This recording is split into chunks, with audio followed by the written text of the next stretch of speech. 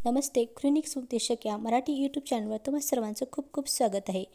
आपले व्हिडिओ तुम्ही नक्कीच पाहत असाल, कारण की निरोगी आयुष्य कसं जगायचं, आपली तब्येत कशी सांभाळायची, आपली मुलं, आपले घरचे लोक, आपल्याला येणाऱ्या समस्या अडचणी यातून मार्ग कसे काढायचे याबद्दल पडलेले प्रश्न आपण आपल्या या व्हिडिओमध्ये सांगत असतो.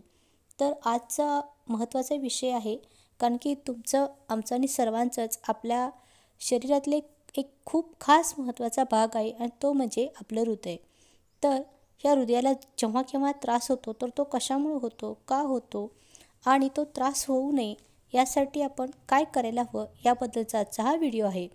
तर ह्या व्हिडिओला सुरुवात करण्या अगोदरच अजूनही कोणी आपल्या चॅनेलला लाईक शेअर सबस्क्राईब केलं नसेल तर नक्कीच लाईक शेअर आणि सबस्क्राईब करायला विसरू नका. चला तर मग आजचा व्हिडिओ सुरुवात करूयात. नमस्ते, मी जयश्री चव्हाण पाटील. आज आपल्यासोबत घेऊन आले एक नवीन विषय आणि तो आहे सांभाळा तुमचं हृदय. पूर्वीच्या काळी बघायला गेलं तर किमान 50च्या वरती ओलांडलेल्या किंवा 60 ओलांडलेल्या लोकांना हृदयविकाराचा त्रास झालेला आढळून यायचा. पण आजकालच्या ताणतणावाच्या वातावरणात हृदयाचा त्रास हा कोणालाही होऊ शकतो. आपण किंवा कुणी 30-35तील तरुणी जरी असतील किंवा इतर कुणी असतील तर त्यांना देखील हृदयाचा त्रास झाल्याच्या बातम्या आपण ऐकतो किंवा पाहत देखील असतो. पण हे त्रास का होतात याबद्दलचं कारण मात्र सर्वांना माहिती असून देखील कुणी त्याचं गांभीर्य लक्षात घेत नाही. सामान्यतः ज्येष्ठ नागरिक, महिला आपली दुखणी फारशी गांभीर्याने घेत नाहीत असं आपण पाहतो. त्यामुळे हृदयाचा त्रास बळावर जरी केला तरी तिकडे सर्वजण दुर्लक्ष करतात. दिवसभर दमल्यासारखं वाटणे, खूप घाम येणे अशी छुपी लक्षणे देखील असतात. छातीत न दुखताही हृदयाचा त्रास होतो. तर आणि जास्तीत जास्त म्हणजे मधुमेह असणाऱ्यांसाठी तर खूपच प्रमाण आहे, जास्त आहे. थंडीमध्ये किंवा खूप गरम वातावरणात हृदयाची हालचाली खूप जलद आणि अनियमित झाल्यामुळे हृदयाचा त्रास देखील होत असतो. आणि इतर बघायलाच गेलं तर असे बरेच आहे की आजार, अपंगत्व किंवा एखादा मित्र किंवा पाहुणे वगैरे असे जवळची व्यक्ती जाणं किंवा मानसिक स्थिती ढासळणं ह्यामुळे देखील हे होऊ शकतं. तर हे होऊ नये म्हणजेच काय, छाती दुखणं, छातीवर दबाव आल्यासारखं वाटणं, श्वास कमी पडणं, हृदयाची धडधड वाढणं, हृदयाचे ठोके अनियमित पडणं, खूप दमल्यासारखं वाटणं, घाम येणं ही याची प्रमुख लक्षणं आहेत. तर काही वेळेला काय होतं, जर व्यक्तीला उपचार योग्य वेळेत मिळाला तर व्यक्ती ठणठणीत बरी होते. पण तेच उपचार जर योग्य वेळेत मिळाले नाही तर व्यक्तीला त्याच्या परिणामांना सामोरं जावं लागतं. हे सर्व टाळण्यासाठी काय करावं बरं, हेच आपण आजच्या या व्हिडिओमध्ये ऐकणार आहोत. तर हृदयाचा त्रास होऊ नये किंवा तो टाळण्यासाठी आपल्याला चांगल्या सवयी लावून घेणं खूप गरजेचं आहे.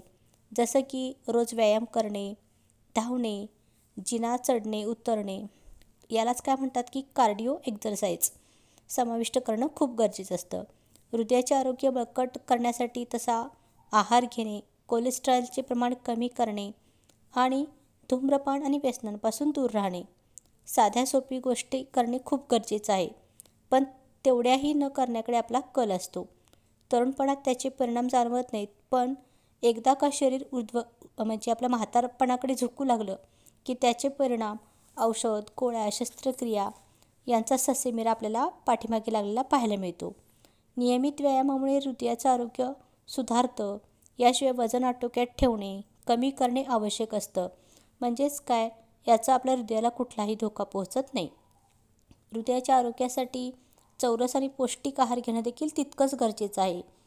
आपलं आरोग्य हे आपण काय खातो यावरती देखील अवलंबून असतं.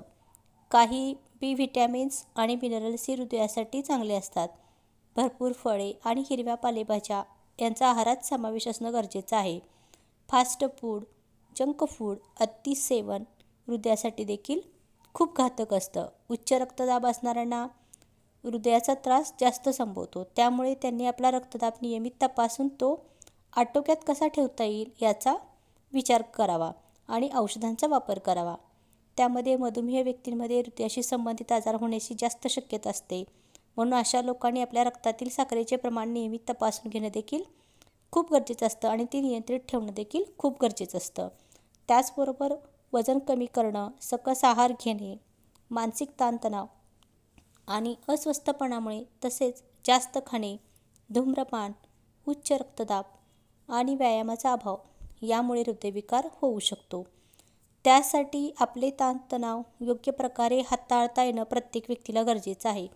आपली जीवनशैली बदलणं तर खूपच गरजेचं आहे. भरपूर झोपा, म्हणजे झोप, ठराविक वेळ काम करणं, तणावमुक्त आयुष्य जगणं, नियमित व्यायाम करणं आणि सतत कुठल्याही गोष्टीचा नकारात्मक विचार न करता सतत सकारात्मक राहणं किंवा सकारात्मक विचार करणं, भरपूर हसणे, धूम्रपान, अल्कोहोल बंद करणे असे जीवन व्यक्ती जर जगायला शिकली तर हृदयाला कुठल्याही प्रकारचा त्रास होणार नाही किंवा कोणताही आजार व्यक्तीच्या जवळ देखील येऊ शकणार नाही.